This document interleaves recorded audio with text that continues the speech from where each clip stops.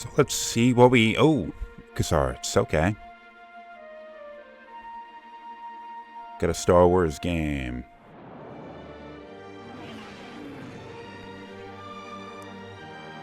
Wait, no. No. It's blurry as hell. Because it's...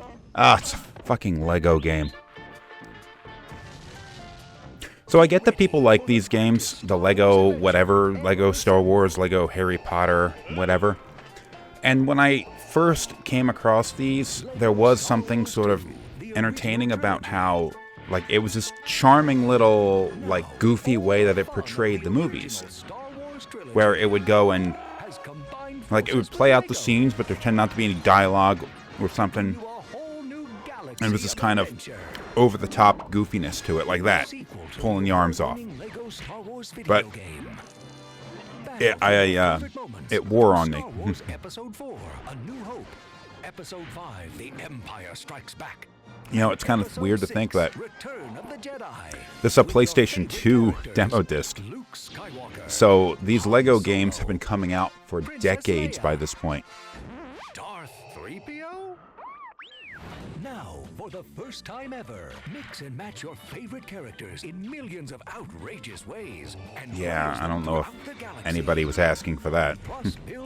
I mean, you could do weird crap like that with actual Legos, but... You know, Legos were always... I never understood the whole...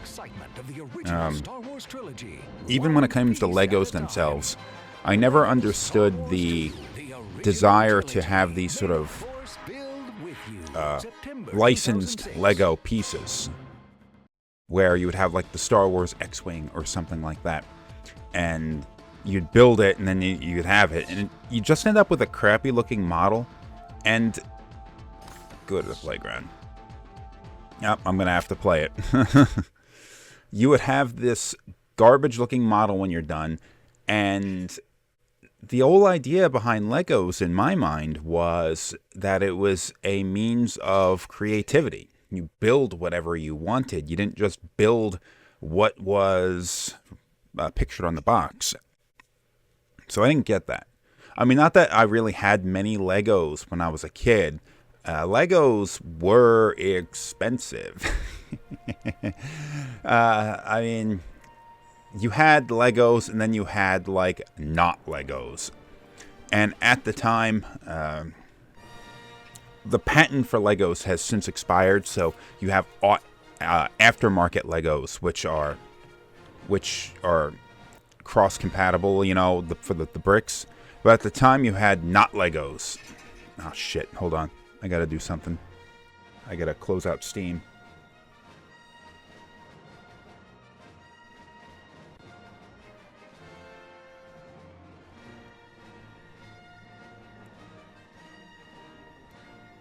God damn it.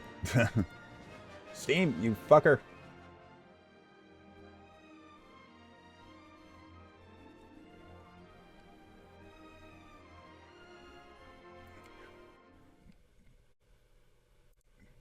Exit. Okay, so the problem was that I had Steam open, and I'm using a DualSense controller to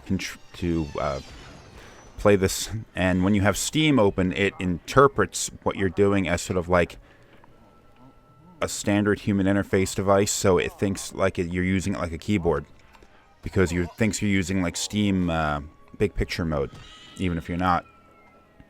And that means the start button doesn't work.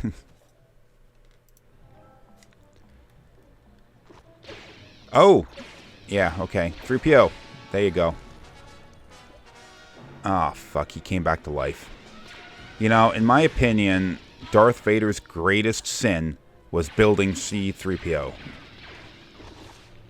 Oh, I just killed some random dude, and this Obi-Wan's out here just not killing people. I never liked whatever you are. There's some rendering artifacting. You see a lot of this kind of stuff on the PlayStation 2 when you're trying to emulate it. Overall, the PCXX2 emulator is pretty damn good. But the problem with the PS2 was that it was a pretty complex machine. And the way that Sony figured a lot of developers were going to be working with it, because it doesn't have the sort of like programmable pixel shaders that you see on more modern machines, like even the original Xbox had, which had a much more PC-like architecture. It was killing random-ass people. Where's Jar Jar? I want to gun him down. And Sony figured that, like, well, a lot of developers are using these complex frame buffer effects in order to create advanced graphical effects, so they just optimized the PS2 to be able to do that. And that's no doubt what we're looking at here. We're seeing the frame buffer being drawn, and then it being drawn again, and maybe it's supposed to be like a shimmering effect or whatever, but the emulator just doesn't have it right. I don't know what to do here. Oh, I can press triangle to take control of somebody. Ah. Okay, Obi-Wan, start murdering. So I'm seeing an outline, a ghost outline of the characters, and it's like just sort of close to what they're... What am I doing? Up, turned his head on backwards.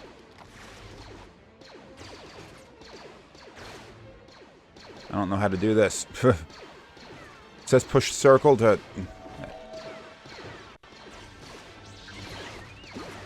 Itch, die. Where's 3PO? Yeah.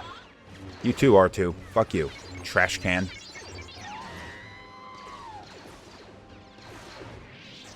So we're looking at just a badly calibrated frame buffer effect. And it's just sort of not lining up properly. And normally you could probably get this to work perfectly fine with the actual game. Like, I would sit there and I would go and... what does this do? You would adjust the graphics or whatever, the settings in the emulator, in order to get like optimal settings to make the graphics line up properly. But when it comes to demo disc theater, you tend to have some limitations because here we go. You tend to have some limitations because there's a lot of different games on every disc. Oh man, Sonic the Hedgehog, man. Well, since there are so many different games, you can't have every individual setting for every game on there. So you're going to have some problems like this. What do I... Alright. This one's, trying to get C-3PO. You can have them. Oh, I need one of the droids to do this. Luke, why are you standing there doing nothing? You can jump a little bit, or you can fly. Something that he lost. You know what? I'm out. Restart demo. Oh, shit. Hold on, let me just reset. Spending too much time on this.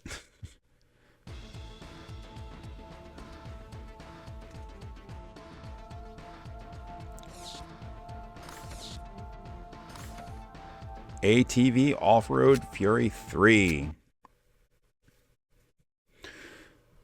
Again, another type of game that isn't particularly popular. I mean, I'm sure you find smaller releases like this. Like, people talk about how there's, like, the AAA games, and then there's the AA games, and then it's kind of weird that they say that instead of just saying, like, A class, B class, C class, like you're getting graded in high school or something. But say, like, AAA and Ubisoft tried saying quadruple A at one point. Some fucking dumb naming shit to try to prop up their stupid pirate game as being something other than garbage.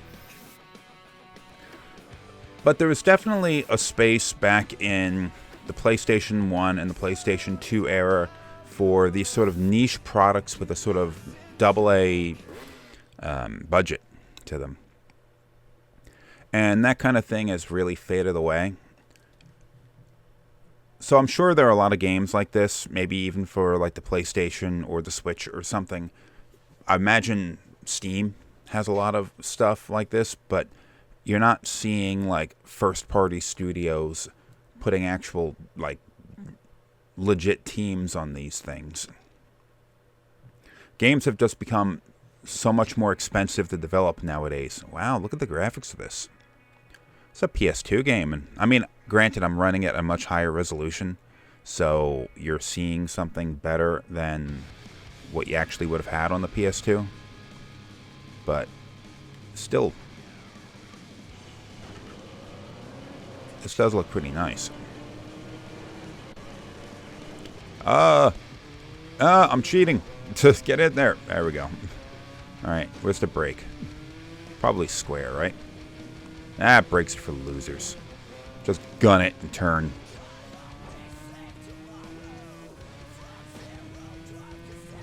These kinds of things, I'm definitely going to have to mute the audio, because this will get a content violation.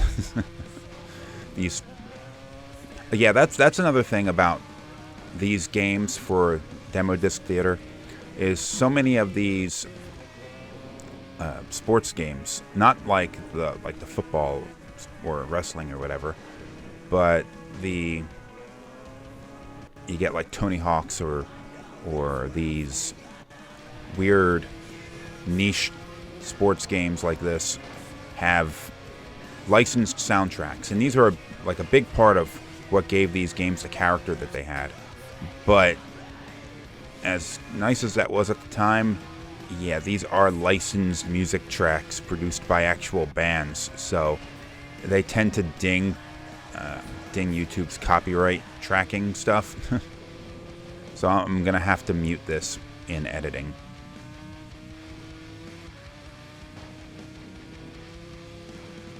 Yep. Or at least tone the volume down enough so it doesn't get noticed. I don't recognize this song though, so I figure it's probably licensed.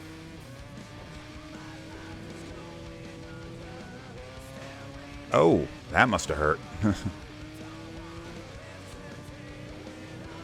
Motocross and whatever we're calling this with the quads. I mean, I've watched this before. I mean, they tend to do this. This would be like a football arena or a baseball. So they just cover dirt all over the place, and then they do their races. And I don't know how many people would actually show up for these, and I've seen this. I've been to this kind of thing before. It's just not really my thing. Coolboarders 2001. This is an old game. This demo disc was from like 04 or something, wasn't it? So we're at the end towards the end of the PlayStation 2's life cycle. So it's just similar to like oh dude, you're not gonna wear a shirt? Of course. Whatever. Back. Let's just get into this. Back in the end of the PlayStation 1's life cycle, and the same thing as towards the end of the PS2, you had a lot of instances where I guess the official PlayStation magazine, because the demo disc always seemed to be like just a kind of advertisement in a way for new releases or whatever. So I'm not sure what the economics of it were. I would say that there was probably a case where Sony didn't have a hell of a lot of direct involvement with it. So you had the publisher of the magazine, which was it Ziff Davis or someone, I don't know. They would probably work it where the demos were similar to like the advertisements sold in game or in magazine. So like the full page ads or whatever. So the developers would probably have to actually pay some fee. Oh, shit. I thought I could jump that. Pay some fee to have their demo featured on the magazine. In the magazine demo disc. And the magazines tended to be fairly expensive for magazines of the era because the disc itself probably cost something to develop, to produce and all that. And they probably had people working for the magazine itself, like arranging the data on the disc and programming the intros and all that stuff. But as you got towards the end of each console's lifespan, fewer and fewer developers were willing to go and have their, like, put forward the time, effort, and money to produce a demo for them. So you started to see a lot of, like, classics and stuff. Like this kind of thing. Like the PlayStation 1 demo discs had a lot of rehashes of older games. Like I remember when towards the end, I forget what, maybe it was a release before Final Fantasy IX, which, to my knowledge, to my memory, there was no demo disc for the PlayStation magazine for. And Square didn't want to do that.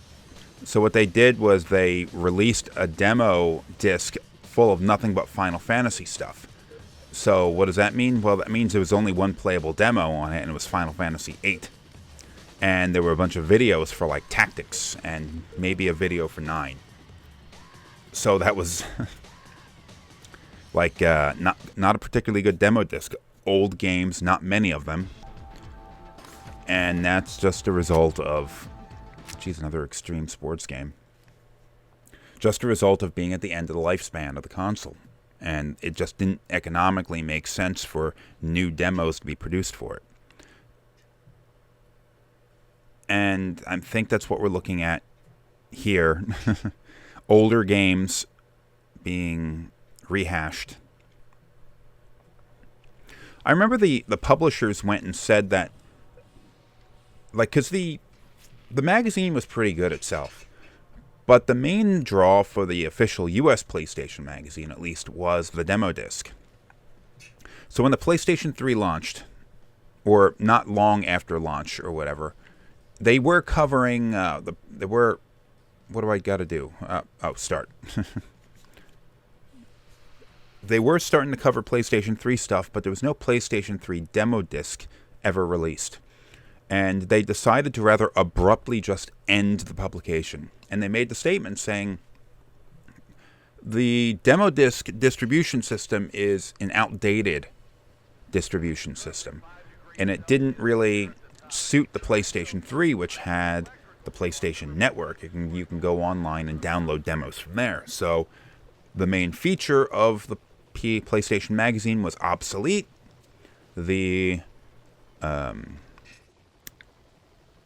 So they just decided to cancel it. Is this a loading screen? Oh. Oh my god, this looks crazy. Oh, dude. It was obsolete, and they just decided that, like, you know what, just call it off. Which is a bit of a shame. I would have liked them to continue a little while longer, because the PlayStation 3 launched in 2006, I believe. Punch a goat. It's going to be my new catchphrase. Punch a goat. The PETA people are going to love me. Oh, wow. This looks painful. Ah, damn it. I am not winning this race. Punch a goat, people. Or a faceplant on a rock. So in 2006, for the PlayStation 3 to connect online, you needed the PlayStation, you needed a broadband connection, which not everybody had at the time. And you needed, it needed to be fast enough to download stuff. Demos and all that tended to be fairly small at the time. Only a few hundred megabytes, but you still needed broadband. And I'd say that not enough people had that and the PlayStation 3 in order to get access to demos. And I think the PlayStation magazine could have continued on for another year or so as broadband adoption caught up and all that. But I think maybe one of the reasons why, I think a more practical reason was the cost probably just got higher. So the PlayStation 2 could read, the PlayStation 1 could read CDs, the PlayStation 2 could read CDs or DVDs, and you saw both of them used for the demos. PlayStation 3, you needed a Blu-ray disc in order to have a PlayStation 3 title. And one of the early problems with the PlayStation 3 was, oh, you fucked me up. One of the early problems with PlayStation 3 or the Blu-ray media in general was its cost. So Blu-rays were more expensive to produce and manufacture than CDs or DVDs were. Those costs eventually came down, I think, but the media would always be more expensive in a lot of ways. So you're going to have a magazine which I think they cost like $7 or something like that. At newsstand price was like $7. And you're going to tell your customer base, like, yeah, for $7 we're going to manufacture the disc and all that stuff for you. I think it was just not financially viable. And that may be the reason why they just made an excuse saying, like, yeah, this isn't how people get games anymore. I had actually gotten broadband, like, right before the PlayStation 3 came out. So 2006, No. I had broadband before that. Shit, never mind. I don't know what I'm talking about. Because I used to play PlayStation 2 online. Like SOCOM. You needed a broadband connection for that. SOCOM, a PS2 game, you needed broadband for whatever reason. And I also played that EverQuest game on the PS2. So yeah, I had broadband for a little while before then. My memory's all just fucked up. That's a fire. Good thing it's raining. Hey, let's keep racing and not do anything about this forest fire. Man, this track is crazy. Just keeps going, too.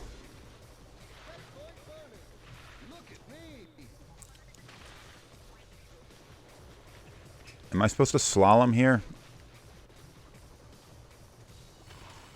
Or go between those flags? Am I winning? I don't know. I felt like I was losing pretty bad, but I guess everybody is crashing a lot. It's not just me picking fights with goats.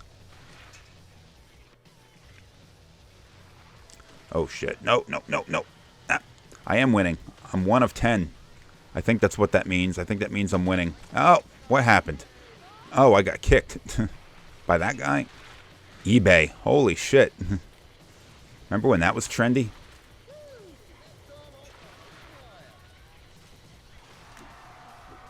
Oh shit, no. I was about to win.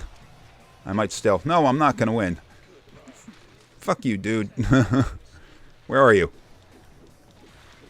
I punched the camera, man. I almost won.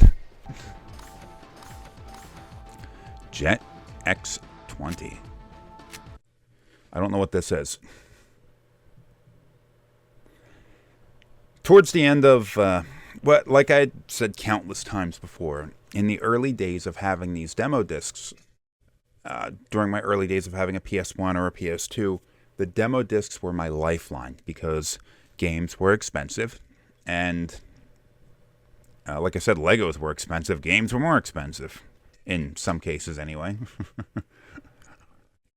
So you lived off the demo disc. The newsstand of $7 or $8, or whatever the subscription fee for a year was, I think it was $40 and then later $50, which, granted, is expensive, is a lot of money, but it gave you access to so many different gameplay experiences. So it was totally worth it to use demo discs, to buy the magazines just for the demo disc, because like it gave you so much to play with your new console. And in the early days of having a console, wave race, it made so much sense to buy them and then play the fuck out of all of those demos, because you're that's basically all you were gonna get, or for the most part, all you were gonna get. Game rentals and stuff were pretty common at the time. That didn't really die out until Redbox disappeared, I think. But yeah, there was, these have wheels, right? But demo discs is pretty much where you went for this kind of thing. And that is great at the beginning when you don't have many games, and it sort of loses its appeal a little bit as you get like a larger game library and a larger like collection of demo discs, because I will sit there in the early days and I will play every demo 100 times over at the beginning. Towards the end, I will maybe play a demo once if it's a game I'm not interested in, or maybe not at all. For example, this, no memory of this. Can I kick him? I mean, I could kick someone in that bicycle game. Why's that woman dressed like Samus? I see a little bit of... I can't tell if it's a glitch, a visual glitch, with the emulation. But the water effects are a little bit weird.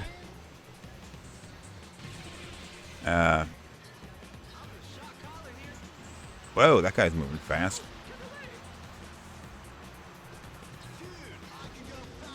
Haha, dude, go fast. Remember Wave Race? There was a Game Boy game. My brother was really into it, and he kept trying to tell me about how great it was, and I just didn't see the appeal, called Wave Race.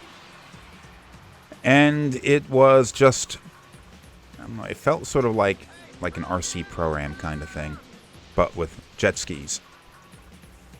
And then an N64 game came out called Wave Race 64. And that was like one of the big influential games of that generation for the N64. Not necessarily because it was a good game, because it wasn't. Neither was the original Wave Race, for that matter. But it had this really nice water effect when it came to like the environment. Doesn't look quite right in the nowadays, but you know, it was the N64. And it had a sort of like a sine wave over the surface of the water, something that the PlayStation 1 and the Sega Saturn weren't really capable of. So that really like set apart the N64 in terms of what it could do compared to what everybody else could do. Or what the N64 could do in comparison to what everybody else could do. And it really was a nice, like, visual benchmark, or visual tech demo, in a way, for what the N64 was capable of. Now, the wave effects were kind of overstated a bit. I mean, overstated in the sense that they were too strong. It didn't look natural. But I think it was overdone for the sake of visual appeal. Now, in this case, I wanted to go that way. In this case, this has it's a little bit more realistic. It's less like the waves are not gigantic. And of course, the PlayStation 2 was actually designed to be able to do these kinds of effects. So you're seeing it done better here, but it is a generation later. Get back on there, you loser. Do I get points for these tricks? I guess a sport people watch. Although, like, this weird power plant thing, I doubt anyone's gonna do it in a place like this. Is he humping that chair? That jet ski?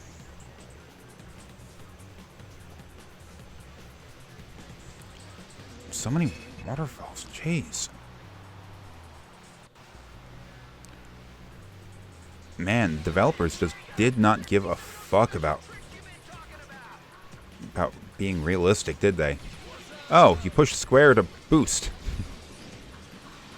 Sony had, they didn't have a wave race game, but the closest they had was like the Jet Moto series, which they weren't jet skis, but they kind of looked a little bit like them. Actually, I thought Jet Moto, as far as being fun goes, was a better game than Wave Race 64. And there was a few of them, but it was one of those, like the single-track games from the early PlayStation 1. And it just never made the transition to the PlayStation 2. And I thought it would have been an awesome PlayStation 2 series. They brought Warhawk back for the PlayStation 3. They didn't bring Jet Moto back? I mean, that was such a terrible... Did I play this one already? What the hell? Like the X Games coming up or something? Is that why they pushed all these demos onto this one disc? GHQ.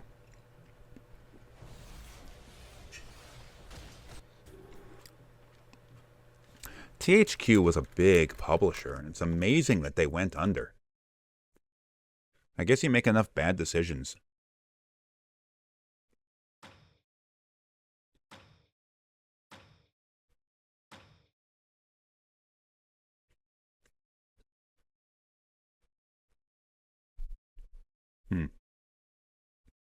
Loading screens.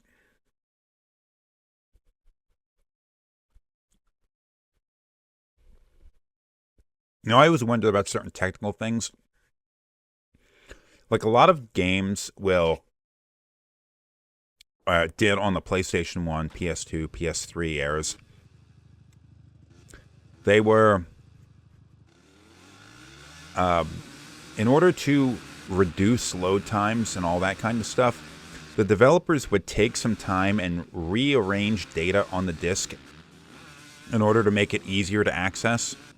Another decent looking game, you know. Rearrange the data on the disc to make it quicker, like the access times quicker. Clustering data and all that kind of stuff. But with this, am I going the right way? I am not. But with the demo discs, the developers didn't really have that option, did they? So I wonder if there were problems with, like, some of these games had longer load times on the demo disc than they do in the final release, or there were certain games that just couldn't be a demo made for them because the developer just didn't have the freedom to arrange the data on the disc the way they needed it to for, like, level streaming or something like that. Like, I know that no, there was a demo for Soul Reaver, so that's a bad example, but Soul Reaver would be the kind of game you think they would need tighter access for because it did have a level streaming, data streaming for the levels, and there were no loading screens once the game got going. Maybe it's not as much of a problem as I'm making it out to be. Yeah, I'd say it was an alright looking game, but it's also bland. Something I will say about the PlayStation 2 was towards the end of its life, the developers were like pushing it as hard as they could in a lot of cases. And kind of an unfortunate result of that was there were a lot of grainy textures. And I guess it came down to having to put as much detail into a texture as they could and place it out over as wide of an area as they could and as many textures and all that kind of stuff. And the PlayStation 2 just didn't have enough memory for textures, or they couldn't stream the data fast enough. So there's a lot of compression artifacts. And kind of just made some games look kind of grainier in ways. Like Mercenaries, I think that's the name of the game. Mercenaries is the one that I'm going to think of for the most part. You want me to go back? Fuck you. I was going to win. I was going to win.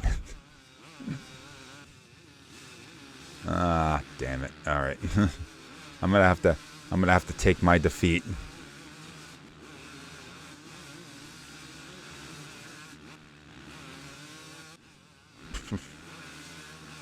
Maybe I might still win. As long as something goes wrong with this guy. Number 2. Second place. Shaun Palmer's Pro Snowboarder. another sports star I never heard of. Not into snowboarding. I don't know if you can tell.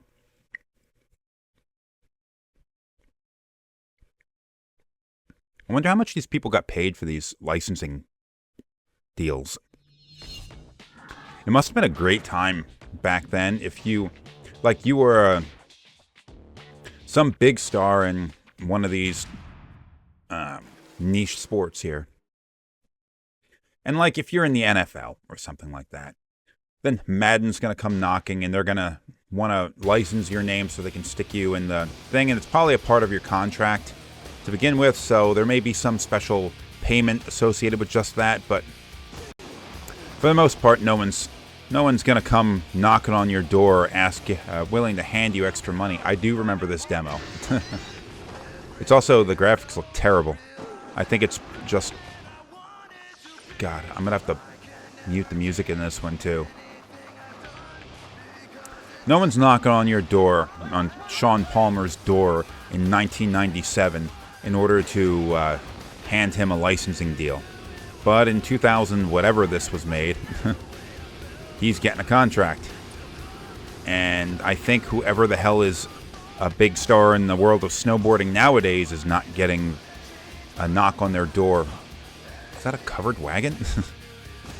No one's knocking on the door, whoever the hell's a star now, offering them however much money this is just to license their name and take a scan of their face or whatever. Like, Tony Hawk was the big one, of course. Once Tony Hawk did it, and Tony Hawk was a huge success, like, Tony Hawk was as big of a name in skateboarding as you're going to find.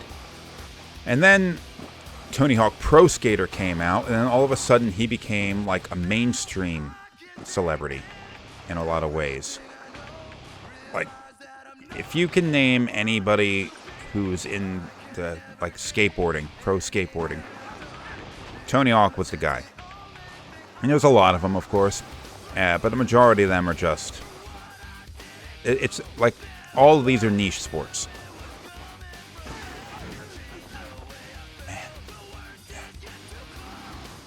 Yeah, this is... Oh, alright. Ah, you want me to do it again? Oh, was I supposed to go this way instead of through that building?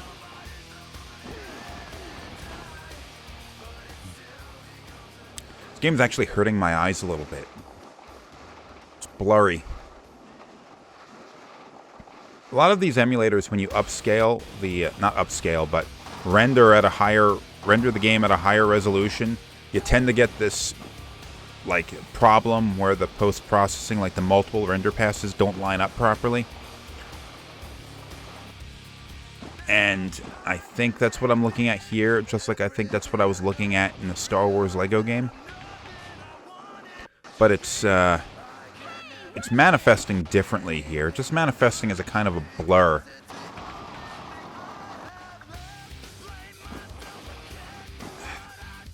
Freaking early 2000s music was so weird.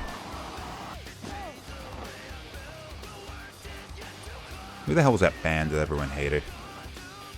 Oh, everyone's going to have a different answer to that question.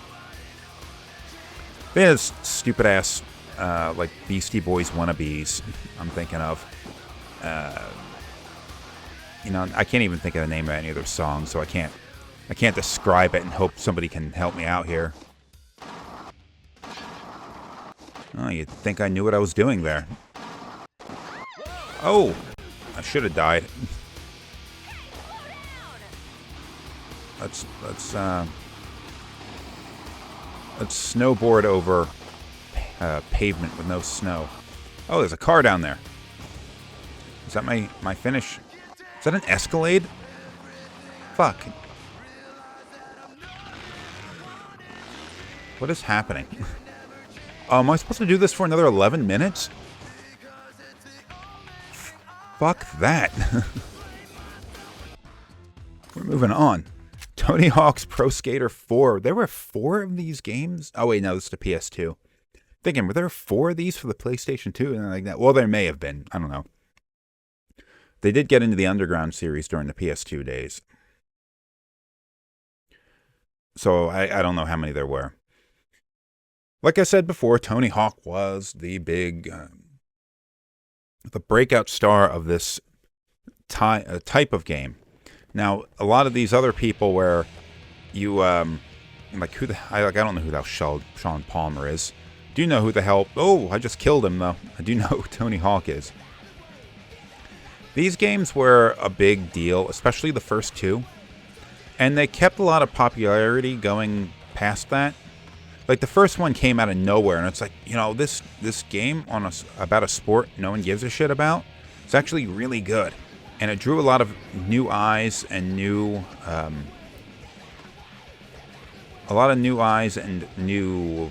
interest in skateboarding. So I'm sure a lot of people out there became pro skateboarders, or at least picked up the hobby of skateboarding based on Tony Hawk, the Proskater, the games. So the first one came out of nowhere and really, like, threw this into... what are you, football players? What is happening here? Came out of nowhere, got real popular. The second one was even better, was more popular. And I don't know about the popularity of the games following it, but I know they maintained a good fan base for a while because they made a bunch more of them. Man, Tony Hawk's acting like a real dick, getting in everybody's way. And I think the Underground games were, like, I guess they're trying to do that kind of stuff here, because I know there's people I can talk to. They kind of went almost like an open worldy kind of thing with it.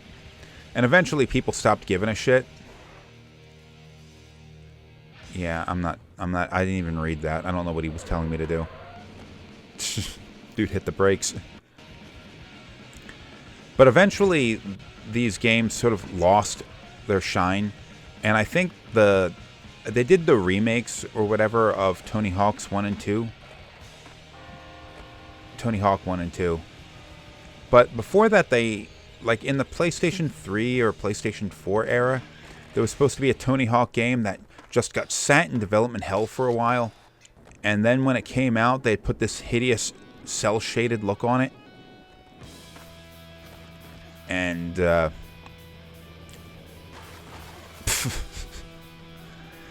people hated it. I never played it, but I heard it was terrible. And I guess, like, the games did kind of lose. That were around for a while, and this genre of game, these sort of like alternative sports games, kind of had become oversaturated, and their popularity began to wane. And maybe it was just a case that developers thought, like, you know, people will still buy a Tony Hawk game, but I don't think we can afford to put, like, AAA development funds into it, because games were getting more expensive and all that. So that resulted in these sort of, like, late garbage Tony Hawk games that everyone hates. I think we've seen enough. Spy Hunter. That's not a sports game. It's not a demo either. Midway. That was a thing for a while. Spy Hunter was not a series that I was terribly interested in ever. Just like you're racing and all that and shooting and stuff. And yeah, I mean, looks like they were trying to go with more like a cinematic thing. Didn't anyone ever tell you? Is that The Rock? Point? The fuck?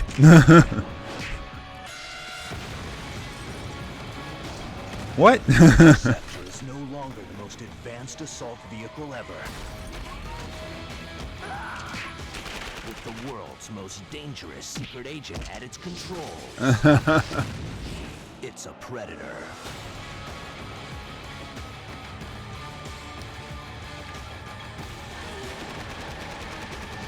Sounds like him, too. I'm looking this up later. Starring Dwayne "The Rock" Johnson. 2006. PlayStation 2 game in 2006. I don't know who the hell this Dwayne Johnson guy is. That man's name is The Rock. His first name is his last name is Rock. You look at his license plate, or his driver's license, it says Rock, comma, the. What did I click on? Yakuza? Not too long ago, I played a demo for one of these early Yakuza games. And it was sort of an interesting experience in that it wasn't good. It was sort of playing with an idea that maybe the technology wasn't there for. But, you know, I guess some people liked it.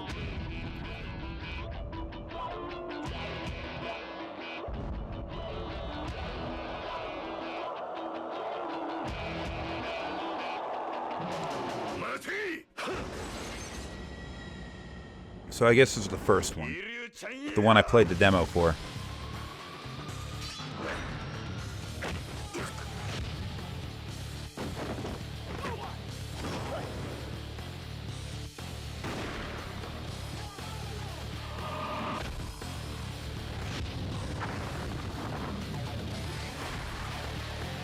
I wonder if the developers ever ran into any trouble with the actual Yakuza with these things. Like, not like there'd be any kind of licensing fees or anything like that, but these Yakuza gangs would come to them and say, like, you're giving us a bad name, or you're drawing too much attention to us, or something like that. Or just extort money, or whatever. I don't know. Talking out my ass. Yakuza.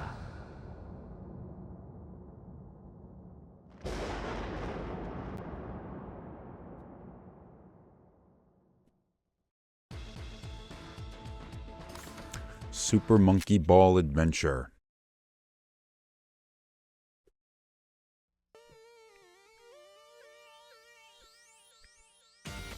No, given what the demos were on this, I'm willing to bet that when I got this issue in the mail, I never even bothered putting the disc in.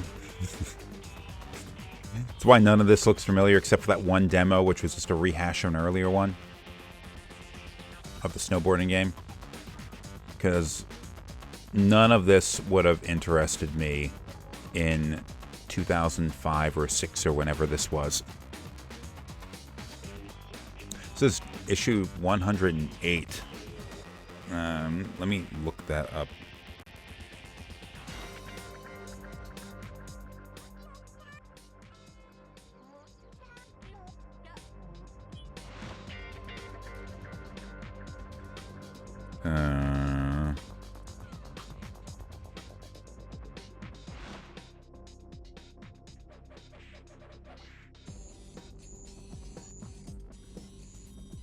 Fucking phone.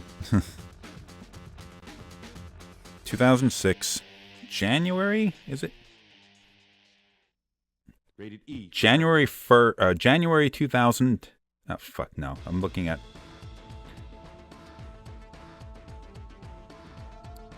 God damn it. Why is this so hard to look up?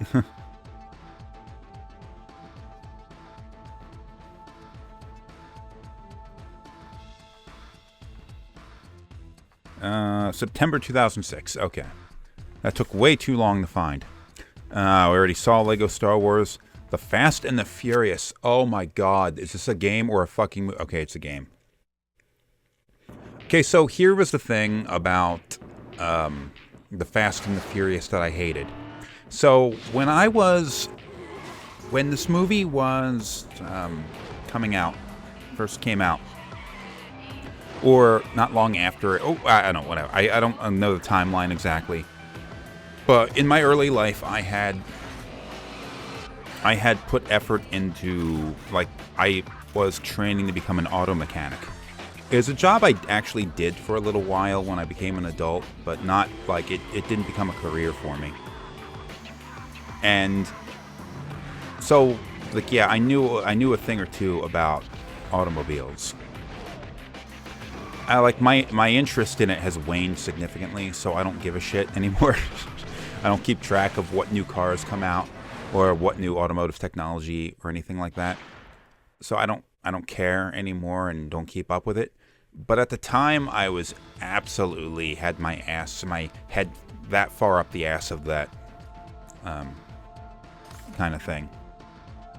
Then the Fast and the Furious comes out, and suddenly every dumbass out there who saw this movie thought that they knew what the fuck they were talking about. Man, I'm gonna put NOS on my Honda Civic. Like, yeah, have fun, you fucking idiot. And like, I remember I was working in a garage, and there was this guy came in, and he had like a hood scoop. So I think it was a weird, I forget what kind of car it was. It was one of those junky Toyotas that became really popular at the time. So like in the early 2000s, with the Fast and the Furious, you saw this weird like surge in popularity of Toyotas, and people would buy these and like soup them up, as they'd say, and run them through all this garbage, do all this stuff to them. So this was like an early 90s Toyota guy came in with, and he had a hood scoop on the thing. So like, of course, like my eyes are gonna roll when I see the hood scoop and I see the bumper stickers for like Can-Am or something like that on the back. So I pop the hood open and I look at it, and the hood scoop isn't connected to anything. So I look at it, and I look at what's under the hood, and I could not believe my freaking eyes. So the hood scoop just pushed air into the engine compartment, and there was the air cleaner was situated underneath of it, but it wasn't connected to it in any way. So ordinarily you would have the air cleaner where you'd have the air filter, and then that would go into the plenum, which would supply the air for the combustion chamber in the cylinders. And then you would have, coming off of the air cleaner, you would have just a tube, maybe like 2 inches, 3 inches wide or something like that, over to the front next to the radiator, and that was your air intake. So the guy's air intake was still where it was supposed to be, but because he left all of that intact. But the back of the air cleaner, he had, and you could tell that he did it with like an electric drill, drilled a bunch of holes around in a circle in order to make a larger hole, and then he like punched out the middle and just left it that way. Now this is not connected to the hood scoop, so essentially what's happening is a lot of air is being pushed in through the hood scoop into the engine compartment, and air should at least be coming in through the standard air intake. But since there was no, like, air would be forced through the air cleaner, essentially, through the air intake normally. But with this giant hole back there, all that's happening is there's a lot of extra air from the inside the engine compartment getting mixed in. And I looked at that, and I had this puzzled look in my face. I probably looked like I just got bumped in the head and I had a concussion or something. And the owner comes up to me and says, yeah, it's a cold air intake. I'm like, is it? Is that a cold air intake? Because it looks like the air is coming in cold from your hood. I mean, it would be coming in just as cold from the standard air intake, but it's also mixing with all of the heat coming off the engine. Whatever. I mean, in general, like, cold air for your intake is actually kind of a good thing on account of it being denser. But, like, what he was doing was dumb. Anyway, that's all of the demos, and I just spent the last 3.5 minutes speaking nonsense about a guy who, air quotes, souped up his car. God, it was so annoying, though, at the time. Because you're talking about people who would, like, do these dumbass modifications. Or, you know what they would do is they would take a shitty Honda and they would put, like, neon lights across the bottom. And then they'd they'd gut out they would oftentimes gut out their muffler, so it doesn't do any muffling. So your engine is loud. And then at the end of their tailpipe, where you have this standard, like a 2-inch tailpipe or 1.5-inch tailpipe, something small because you have a pussy-ass engine in there. And they put this gigantic chrome, I don't want to even call it a tailpipe. It was just this tailpipe extension on there, which just sort of has these thumb screws that push into your standard tailpipe to make it look like you have this gigantic exhaust, and it's chrome and it looks nice. And if you look at this thing from anything other than right above it, you will see how shitty it is. They would do that, and they would put the bumper stickers for like all of the performance parts that you would see. So I'm blanking on the names of them now. I heard them so many times they just sort of blocking this shit out eventually. like K&N air filters for some reason. Like K&N air filter, yeah, it makes a nice filter and you can clean the things and reuse them, but it's not a performance part. But for some reason, these fuckers would get these bumper stickers and they'd stick them on the back window of their car, along with all the other bumper stickers for parts that they don't actually have. And they would have loud exhaust because they gutted their muffler. And they'd screw with their headlights off and installing like aftermarket high intensity discharge lights, which would just blind everyone else on the road so they get pulled over. And for a few years I saw this garbage everywhere and it was maddening. I hated it so much. So Vin Diesel, you can go suck a dick for inflicting that movie upon the world. And now there's so many of these Fast and Furious movies. There's God, how many of them are there? Holy shit. Like, there's gotta be like a dozen of them by now. Whatever. Anyway, The Rock was in some of those too, so yeah. Which game was that I saw that here? The Spy Hunter game. The Rock was in this. I'm looking this up. I'm not gonna play the game or anything, but I'm looking this game up. Anyway, nearly an hour now. Next episode, I'll be going into this E3, the extras, all that stuff.